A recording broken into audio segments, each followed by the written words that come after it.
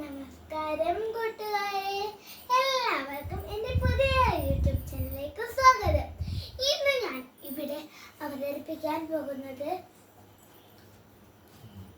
ഉപജില്ലാ കലോത്സവത്തിന് ഫസ്റ്റ് കിട്ടിയ ഒരു കഥയാണ്. ആ കഥയുടെ പേരാണ് ബുദ്ധിമാനായ ആട്.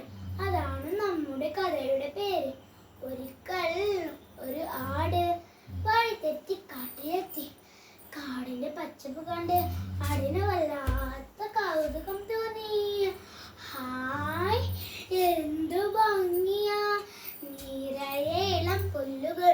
പുല്ലും തിന്ന് വയറും നിറഞ്ഞ് തല ഉയർത്തിയപ്പോൾ ആടിന്റെ കൊമ്പുകളിൽ ഇലകളും വലകളും കുടുങ്ങി. ഇപ്പോൾ ആടിനെ കാണാൻ ശരിക്കും ഒരു ഭൂതം പോലെ തോന്നും. ഹോ, വല്ലാത്ത മയക്കം. അങ്ങോട്ട് ചാരിയിരിക്കാം. നാട്ടിലാണല്ലേ. താനിരുന്ന ഇടം ഗുഹയാണെന്ന് അതുണ്ടോ അറിയുന്നു. കുറച്ചു കഴിഞ്ഞ് ഗുഹയുടെ ഉടമസ്ഥനായ സിംഹം അവിടെ എത്തി. ഏതായി പുതിയ ജന്തു? ആ ഭീകര രൂപം കണ്ട് സിംഹം ആദ്യം ഒന്ന് കറങ്ങി. എന്നിട്ട് ഉറക്കെ അലറിക്കൊണ്ട് ചോദിച്ചു, ആരുടെ ഗുഹയിൽ? എന്റെ ഗുഹയിൽ നിന്നും വേഗം പുറത്തിറങ്ങാൻ. ബുദ്ധിമാനായ ആട് വിട്ടുകൊടുത്തില്ല. അത് എന്തായാലും മരിക്കും. രണ്ടും കൽപ്പിച്ച് ആടും ചന്ദ്രയെത്തി. അത് ചോദിക്കാൻ നീ ആരാടം? ആ ചോദ്യത്തിൽ തന്നെ സിംഹത്തിന്റെ ധൈര്യം ചൊന്നു. ഇവനാൾ ചില്ലറക്കാരനല്ലോ. എന്നിട്ട് സിംഹം സകല ശ്വാസവും ഉള്ളിലേക്ക് എടുത്ത് അരച്ചളച്ചായിരുന്നു. ഞാൻ കാട്ടിലെ രാജാവ് സിംഹം. എന്റെ ഗുഹയിൽ നിന്നും വേഗം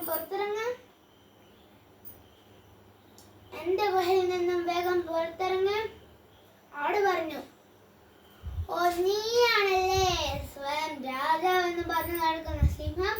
നീ രാജാവെങ്കിൽ ഞാൻ ചക്രവർത്തി, സകല കാടുകൾക്കും രാജാവ്. നിന്നെ തന്നെ ഞാൻ കാത്തിരിക്കുന്നത്. അത് കേട്ടപ്പോൾ സിംഹം തിരിഞ്ഞോടി.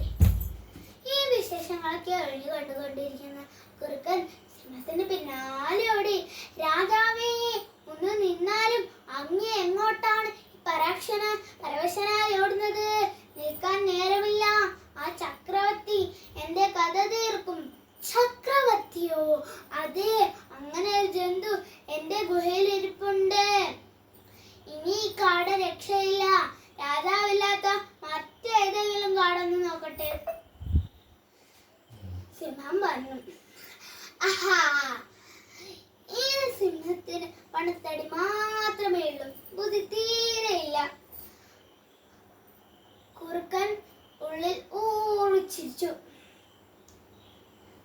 രാജാവേ, അങ്ങ് പേടിക്കാതെ ഇരിക്കൂ. വേണമെങ്കിൽ ഞാൻ ഒന്ന് പോയി നോക്കാം.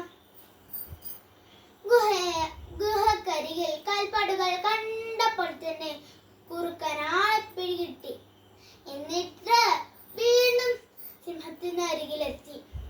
രാജാവേ, അങ്ങയുടെ ഗുഹയിൽ അതൊരാടാണ്. ആടോ? അതെ. അതെങ്ങനെ നിനക്കറിയാം? ഞാൻ എത്രയോ ആടുകളെ ഗ്രാമത്തിൽ നിന്ന് മോഷ്ടിച്ചിട്ടുള്ളതാ. അങ്ങ് വന്നാലും പേടിയാണെങ്കിൽ എന്റെ പുരകൾ അഴിച്ചാൽ മതി. രാജാവേ, നമ്മുടെ വലകൾ കൂട്ടികെട്ടാം. ആ ജന്തു തിന്നുകയാണെങ്കിൽ ആദ്യം എന്നെ തിന്നോട്ടെ. അങ്ങ് വന്നാലും. ഗുഹക്കരികിൽ കുറുക്കനെയും സിംഹത്തെയും ഒന്നിച്ചു കണ്ട അടിയനും വെപ്രാളമായി. അവരുടെ വാലുകൾ കൂട്ടിക്കെട്ടിരിക്കുന്ന കണ്ടപ്പോൾ ആ കാര്യം പിടികിട്ടി. ഓ, ഈ പീരക്കുറുക്കന്റെ ദരിദ്രത്തിലെ മഞ്ഞിരിക്കുന്നത് കാണിച്ചു കൊടുക്കാം. ആട് മനസ്സിൽ മന്ത്രിച്ചു. ആടിന്റെ സൂത്രം 12 കുറുക്കൻ കൈക്കൊണ്ട് ചോദിച്ചു, ചക്രവർത്തി. ബുദ്ധിമാനെ ആട് വിട്ടുകൊടുത്തില്ല. കുറച്ചു നേരമായി ചങ്ങാതി, നീയാണ് ശരിക്കും ഒരു കുറുക്കൻ. ഞാൻ ശരിക്കും കുറുക്കൻ ഒരു സിംഹത്തെ തിന്നണമെന്ന് പറഞ്ഞപ്പോൾ ഞാൻ രാവിലെ തന്നെ കൊണ്ടുവന്നല്ലേ. ഓ, പെട്ടെന്ന് പെട്ടെന്ന് ആ കിഴവനെ ഇങ്ങോട്ട് തള്ളിവിട്, അല്ലെങ്കിൽ ഞാൻ അങ്ങോട്ട് വരണോ? അത് കേൾക്കണ്ട താമസം സിംഹ കുറുക്കന്റെ നേരെ അലറി. എടാ ചതിയാ! പിന്നെ വാഴക്കട്ടി കുറുക്കന്റെ കാര്യം പിന്നെ പറയണ്ടല്ലോ. അടതോ തോർത്തു തിരിച്ചു.